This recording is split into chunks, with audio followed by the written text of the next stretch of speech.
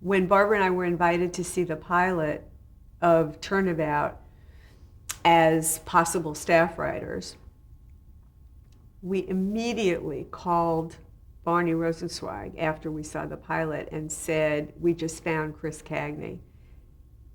This woman is perfect for that role. And it took years for that to happen, but it finally happened. I think she had the perfect combination of humor, strength, a look that belied her humor and her strength. She had a very ladylike, kind of waspy look, which is what we were looking for to go against the Tyne Daly character, or what became the Tyne Daly character.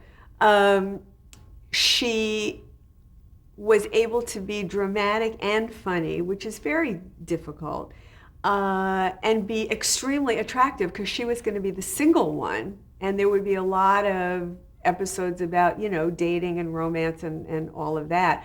So it was difficult to find the right person for that role, and she just seemed perfect to us, and ultimately I think was perfect. It took us quite a while to get there, but I think ultimately we were right, which in casting doesn't happen all that often.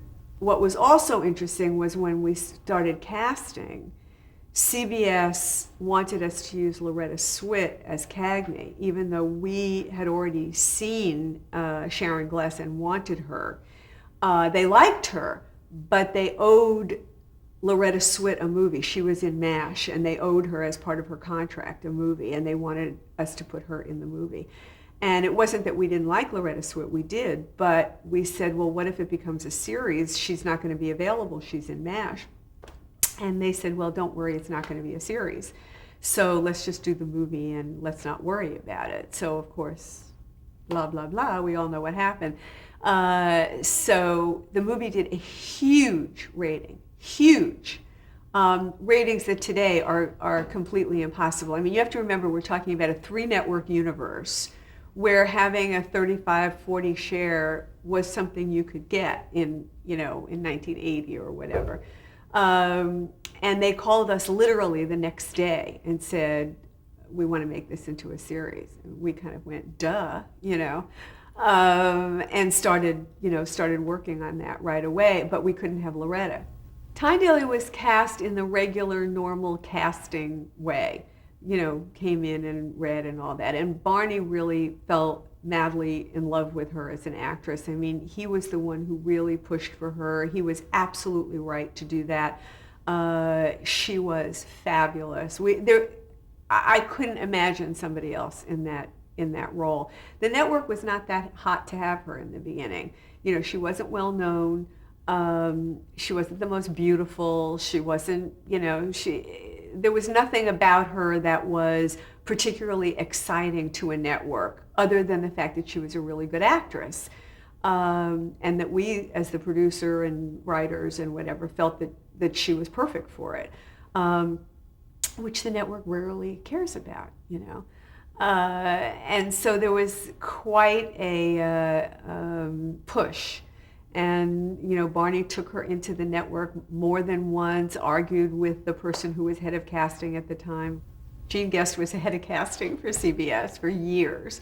And she didn't really want Tyne. And, I mean, it was really an argument, And I have to say that Barney prevailed. And really, once we took Loretta Swit, I think he felt that he was in a better position to fight for her, for Tyne. Right. And they finally said yes.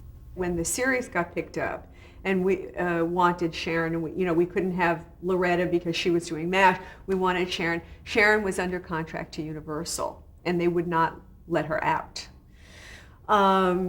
So Sharon went into a show, a half-hour comedy with Wayne Rogers, where she replaced Lynn Redgrave, who I believe was let go from this medical show. I forget the name of it. House Calls, right. And Sharon replaced Lynn because she was under contract to Universal, and they basically put her into this show. And when we got picked up based on recasting Meg Foster, we said, again, how about Sharon Gless? This is time number 3. And they said, fine, House Calls is not getting picked up. Well, no one else knew House Calls wasn't getting picked up. Barney got on the phone and called Ronnie Meyer, who at that time was still at CAA and was Sharon's agent, and said, we want Sharon for next season for Cagney and Lacey. And Ronnie said, she's doing House Calls. And Barney said, no, she's not. And so that was like the moment. Because when that show was canceled, that was the end of her contract at Universal. She had been under contract for 7 years. You know, Universal was famous for these 7-year contracts. And that was her last obligation to Universal. So Ronnie was pretty surprised and got on the phone to her and her manager, Monique James, and they agreed to have lunch with us. But Sharon didn't think she wanted to replace another actress because she had just done that with Lynn Redgrave. And she was very concerned about replacing another actress. So she and Monique James met Barney and me for lunch at Musso and Frank's. And she knew me because of Turnabout. So that was kind of a little bit of I can't say it was an edge, but at least it was a little bit of a leg up, you know. And so I was able to introduce her to Barney and, to whom I was married at the time. And we had a really great lunch, and she was kind of thinking about it and kind of nervous about this replacement thing again. And we knew that a lot depended on her saying yes, because we didn't know if we could get CBS to say yes to yet another person. They had already said yes to Sharon, which was going to be our 3rd actress. I don't think this has probably ever happened before. And Time Daily sent Sharon a bottle of champagne and balloons and said, I really would like to work with you and whatever. And they got together and they spent the day together, and Sharon said yes. So it was a real team effort. And the minute that show went back into production with them, we knew that it was going to be great. It was the first time that I saw the characters that we had created. It was the first time that I really breathed that this was Cagney and Lacey. Immediately got it. They were immediately both best friends and testy with each other. They were immediately loving and feisty. They were perfect together. They just clicked, and that's what casting, you hear this thing about chemistry all the time. You can't invent chemistry. It either happens or it doesn't, and they to me were the Tracy and Hepburn of their day. They really were.